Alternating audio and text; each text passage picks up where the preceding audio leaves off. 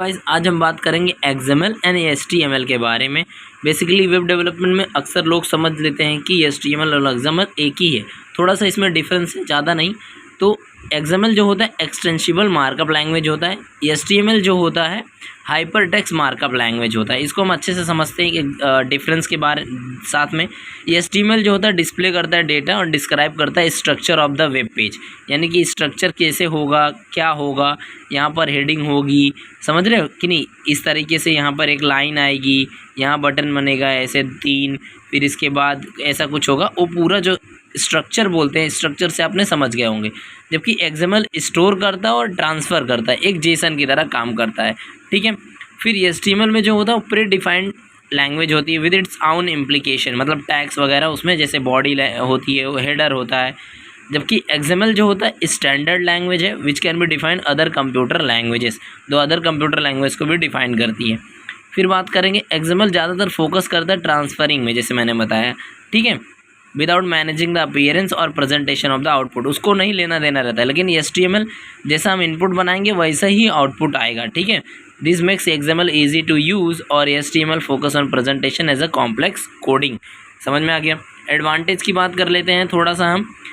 One of the biggest advantage of HTML over XML is that appearance and presentation can be modified using HTML, which make it more interactive.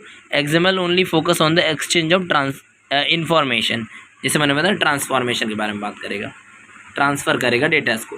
Advantages और disadvantage देख सकते हैं, जैसे flexibility, easy to code होता है, self describing होती है, platform independent होते हैं। और वही डिसएडवांटेज की बात करेंगे, वर्सोबोसिटी होती है, लेक ऑफ स्टैंडर्डाइजेशन होता है, lake of security, lake of support होता है।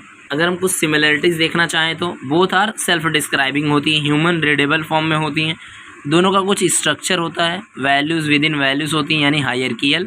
बोथ कैन बी पार्स्ड यानी transfer and used by lots of programming languages, can be faced with an XML HTTP request method.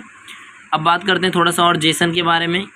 Jason is unlike XML because Jason जो है XML जैसा नहीं है। कई बार हम उसको वैसे भी समझ लेते हैं, क्यों नहीं है, because JSON doesn't uses end tags, JSON में टैग्स की ज़रूरत नहीं होती है। JSON is shorter, JSON is quicker read and write and it is can use arrays भी यूज़ करता है हमारा जो जेसन होता है। और देखते हैं XML has to be parse with an XML parser.